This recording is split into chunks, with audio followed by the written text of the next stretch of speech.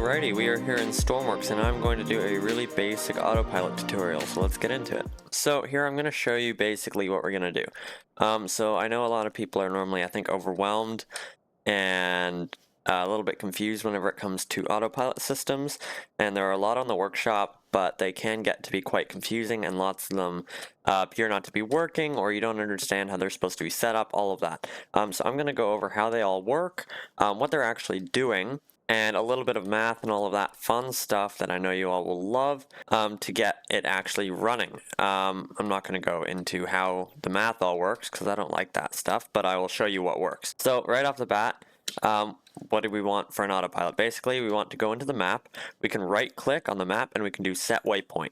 That waypoint will appear there, and I have visible waypoints on so I can physically see it. Now here I have a compass. As you can see at the bottom, there's a little number over top of its icon. That is our current bearing. So in a 360-degree circle, 360 is the top, so that's north. So where are we at there? Right there. So now we are looking dead north, so that's going to be directly up. So this is just our current bearing, which is really simple. I've done a couple of bearing tutorials, I think. But basically what we're going to be doing is we're going to say, hey, this is the direction our waypoint is. So its current bearing is around 78 degrees. So we are going to want to take that 78 degrees, we're going to put it into a PID, and then we are going to say we want to go to the 78 degrees. Our current heading is this, and then it will drive us over that direction. So we're going to hop in here. We are going to input this. So this is how you get waypoints into the actual system. So we will press E over our keypad, and since we already have a waypoint placed, we can just press this input waypoint, or else we have to go in and add it on our own, and that's just not fun. Then we have to do submit. Now, as you can see there, that's the bearing that we have to go. So I'm not going to work off of this. We're going to completely restart and make another one. But this is the bearing that we are required to go. So as you can see, we can stand up, 79. So that's directly where we want to go. Now I do need to add a number to our PID so that we will actually be able to drive. And as you can see, we are steering now. Now I will get us actually out of this hangar first so that we don't hit things. So I've still got steering control, so I'll show you how to do that. It's really simple. So now let's go and actually add this waypoint back in. As you can see, there we go, and we are steering. Now it's really bad and rough, right? So let's go 0.05. And we'll get that number really low, and now we're going directly to our waypoint, and no problems. So it's really simple, and we can still steer, and then it'll bring us back onto course, just like that. And then it's going to go a bit crazy right now because we're going to go over this waypoint, and then we're going to steer in a random direction. There we go. And then we're basically going to do circles around this waypoint. So that's pretty much it. Obviously this system you can use in anything. It's the exact same system. I'm just showing you in a car. If you were doing a plane, instead of connecting the output to the wheels, you would connect it to the rudder. If you were a boat, same thing, you would connect it to the rudder, all of that. So this system works for everything. So it's not just for a car or anything like that. So here we are. This is the car I actually have for the little challenge I have in my server, just to see if you can get up to a certain speed, but it works great for this because it's small. I just put a little electric motor in there and a clamp so that I can't go backwards and I don't go crazy quick. So right off the bat, we know that we have a bearing in the world. So if we want to turn a certain bearing, we will be turned in a certain direction on a compass. Right off the bat, the very first thing we should add is let's actually add a keypad. So we'll just place this right in front of us like that. Let's go ahead and add two dials. One will be for our current bearing and one will be for our desired. So we're going to call this current and desired, just like that. And we'll just leave those like that. Now we can use a GPS if we want.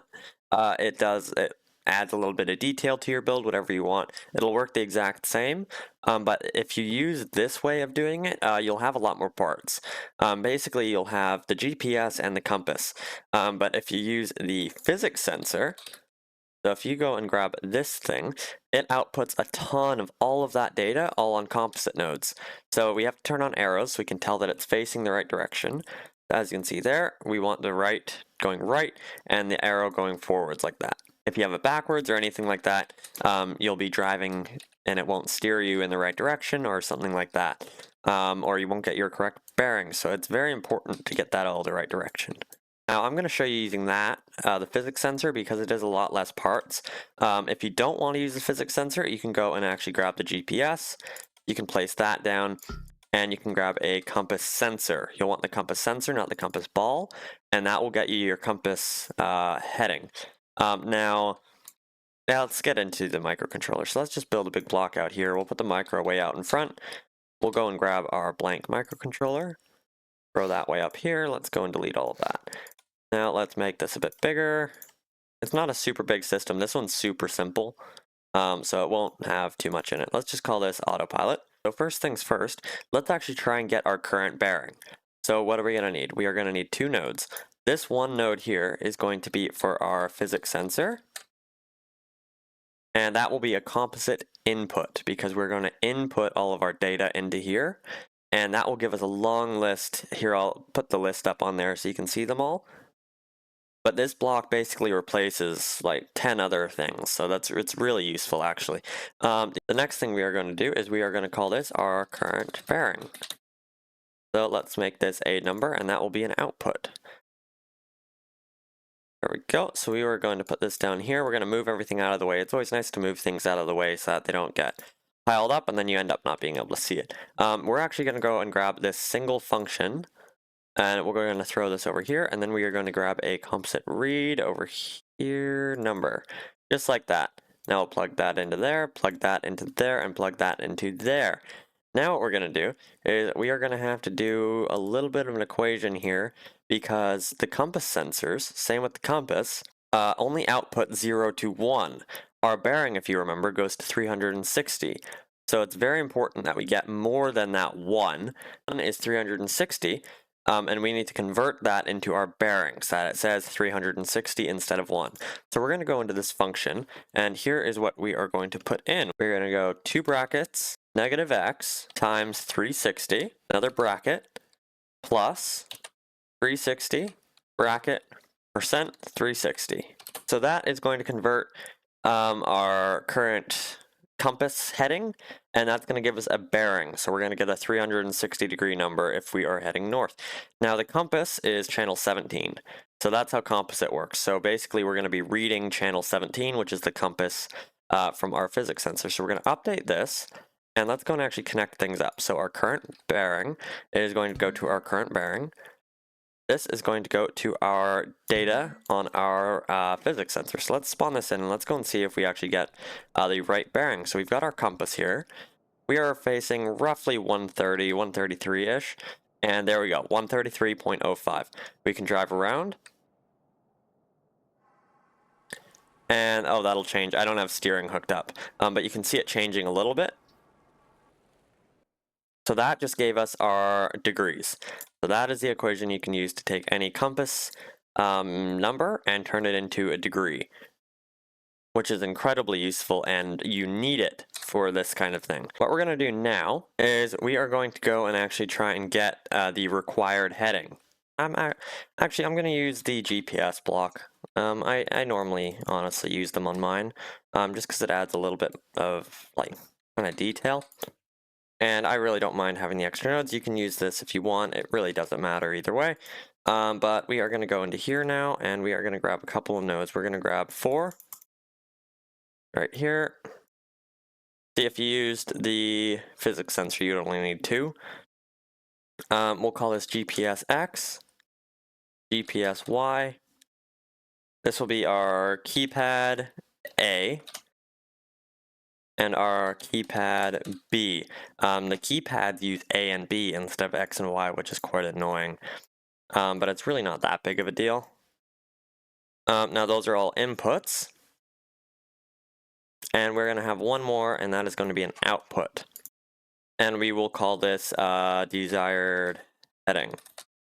And that will be a number output, just like that. Now we're going to go into here, we're going to grab all of those, bring them all down. Desired heading is going to be down there. We'll bring our X, our Y, and all of that. So we'll go like this, spread it all out. So we want our GPS and our keypads both together, the X and the A and the Y and the B. And we actually want to put our keypad on top. To kind of make it easier to visualize. Now we are going to grab a subtract, and we are going to subtract both of these, just like that. So we're going to subtract our keypad from our current, just like that. We'll bring those nice and close together. We are going to go and grab a function block now. And we are going to grab this one, the XYZ, just because we need kind of the more nodes. So just like that. And we can actually connect the last one there as well. And then this is what we're going to actually do a little equation for. We're going to start with parenthesis, and then we're going to go atan 2, parenthesis, x comma y, like that. Now we're going to go another parenthesis, and we are going to go times 180. Now that is going to be divided by pi, and then we are going to plus 360. And then we're going to do another parenthesis, and then we're going to go percent 360, just like that. And that should give us a desired heading. So our desired heading is going to be taking our current position and the desired position, subtracting them, going through all of this, and then that will give us the desired heading, which is literally just the direction that we have to point to go to our waypoint. So let's do that. Let's go and actually plug this all in. So our GPS X, that's going to go to our GPS X. Our GPS Y will go to our GPS. Oh, did I have those the other way? Oh yeah, I did. I had those the wrong way, sorry. So our, which was this? Now I'm confused. Our X will go to X, our Y is Y, our keypad A, our keypad B, and then our desired heading will go there. Now let's go and spawn that in and make sure it all works. So we still have our bearing, or sorry, our waypoint way over there, so let's plug it in like that, and we are getting 79. There we go. The 79 is right there, so that should take us directly to our waypoint. And we still have our current. So that is perfect. And if we move that, we can go here, just like that. We can update this, and there we go. We have to go 113, which is right there, in order to get to our waypoint. So that's the really basics of how you can get your current bearing and desired bearing. So this is basically the biggest part, the hardest part of what you actually will need. The rest of this is quite simple. So let's go and actually finish this up. So this is literally all we need from here. So that is all the information we're going to need. We're going to add one more node, and this is going to be our output. And we are going to call this, and that is going to be a number, and that will be an output, just like that. We'll go back into logic, we'll bring this way over here. Now we are going to grab a PID. We're going to grab the advanced PID. And actually we want one more node, sorry. Let's go and make that a p-value, just like that. We're going to make this a number input. This is so that we can choose our p-value if you want. It is good to tune all the rest of the numbers as well. I'm not going to be doing that, but I will probably just use the p-value for this. So we can just plug this directly into the proportional gain of the PID, but then you always have to have a value on this. So then what I like to do is I like to grab a property number, and that we can call p-value.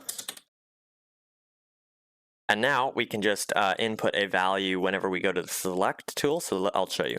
We press update, and now we're in the select tool, and then we press this, and you can change the p-value live here whenever you want. But you can't connect both of these to one another. So what I like to do then is I grab a property toggle. Let's see, property toggle right there. And then I grab a switch box. Now what this is going to do is we can change this. We'll call this p-value. And whenever this is turned on, we will be reading the internal number. And whenever this is turned off, we will call this external. So basically what that means is we are going to start off. As you can see here, it says start value is off. So whenever this is turned on, you can see here it's internal. So whenever this is turned on, that will be property number. Whenever this is turned on, it will be external, meaning we're going to use the whatever number is plugged into this value externally. So let's go and actually plug that in real quick. So just like that. So I'll show you that so we can update. And now we can connect a keypad. Actually, I'll grab that right now. We'll just plug this in right there. We'll call this p-value. Just like that. and we will hook this up right to there, our p-value. Now, if we want to be reading that number, we will keep it on external. If we want to go off of this number, we will change this to internal and change that. So why I like to do this is because I like to spend the time and find the perfect p-value, and then once I have it, I remember that number, I come over here, I change it to internal, and then I can get rid of that keypad and I don't need it anymore. So really simple. That's just a nice thing. I do that on most of my controllers. Now for the on-off, so this will turn on your whole entire system or turn off your whole entire system. So you can use a button for this. You can use whatever you want to turn on your autopilot system, but I'm going to use a constant on for now. No, sorry, not number, constant on, just like that. We'll bring that over here. We'll line everything up so that it's nice and makes sense. Now, if you're doing something that's like a plane or anything like that that requires a bit more fine tuning, definitely tune in these. If you're interested in learning all the values and what it actually is doing in the PID, you can go and watch my other video. I have a tutorial on kind of what PIDs are and how they work and all of that. But this is basically the life of the whole entire system. This is what's going to be controlling everything. So we are going to come up here. We're going to go grab this. This is our output, and we can plug that right into there. Or if we want to have control of it at the same time as it's turned on, we can go like this. Seat A/D, because that is what we are using to control our output as well. That will be an input. We'll go and grab this, just like that. Dun, dun, dun, dun, dun. We'll grab an add. Now we will add our output from our PID and our seat AD. And then we can just connect that literally right up to the output. And now we will be able to steer while this is turned on and while it's off. So that's really nice. So if you're in a boat and you see land coming towards you really quick or something like that, and you need to steer away from it right away, you can still steer without having to go and actually shut the autopilot system off. But that's just a nice little feature. So our desired heading, so that's going to give us the number we need to go. So that's going to go to our set point because that's where we want to be. Then we need our process variable. That is the value that will show the change. So we are going to hook that up to our compass. Very important that it's after all of the equation and stuff to get it. You can't have it just reading off the normal compass. That will completely mess you up. Let's go and actually try this all out. So this is super simple. This will probably be part one. I'll do a bunch of other little things to add that you can add to your autopilot systems probably later on. But we're just going to pretty much start with this. So our output, that's going to go to our steering. So we'll hook that up to our steering. Then we have our seat AD. So we're going to hook that up to our seats AD. Now let's go through and see if we have anything else. Our keypads are hooked up. Desired heading is going to our dials, the output, our keypads, our GPS, our current bearing, our p-value, and our seat AD. So that's pretty much all of it for me. That's connected, so let's go and actually try this out. So we'll run on over, just like that. Now let's put in our heading and our desired bearing right there. So we have that, so we need to go 113, so we can see this. 113, just like that. Now keep in mind it also depends on where you put your compass and your GPS block and everything like that, because those are where it will be reading. So if you have your compass way out to one side or something, it'll angle you over. So it's best to have that right in between or right where your eyesight is so that you can actually see it and have it work where you want. So let's go like this. Let's add 1 to our p-value, and there we go. We're steering. Now you see how rough that is? That's not very nice, especially in a plane or a boat. That's going to suck. So what we're going to do is we're going to slowly start lowering this. So we're going to go 0.1. Let's try that. Now we are a little bit nicer, but let's try steering at the same time. Not bad. So we still have a little bit of wobble going on, as you can see. Let's go and set a waypoint way down here so that we don't hit it. There we go. Now let's lower this again. Let's go 0.07. Let's go 0.08. Now let's try steering again. As you can see, we are a lot more subtle. And as you can see, we are at 49, that's our desired, and we are at 49.3. So that's pretty much perfect. We are starting to oscillate a little bit. So we can keep lowering this until we don't oscillate, and then keep in mind that the lower this goes, the more likely you will not reach your desired heading. But look at that. So we're dead on right now. So we are absolutely perfect at 0.05. Yeah, so that gets us exactly where we want to be. Let's go and actually add this down here. We'll add that. Let's do one more test, just like that. And then you really have to tune these in with the rest of the values. But like, look at that. So we're at 225.78, 225.78. So I would call that perfect. Honestly, like we're not oscillating, we're going right directly to it. And just like that. But every single build will have different settings, so 0.05 will not work 100% for anything else. It completely depends. You can really lowball this p-value, but generally it's nice to try and get it as high as you possibly can while still staying on the exact number. So I could go 0.052. We'll see how that does. We'll try steering, and then if it brings us right back, we'll know that's good, and we can keep trying to bring it back. Now, if you watch my p-value video, it was a little bit hard to find. I named it something weird. I think it's called Get to Know PIDs or something like that. I'll link it down below, but you can see what each of these different values will actually do, and that really helps for tuning.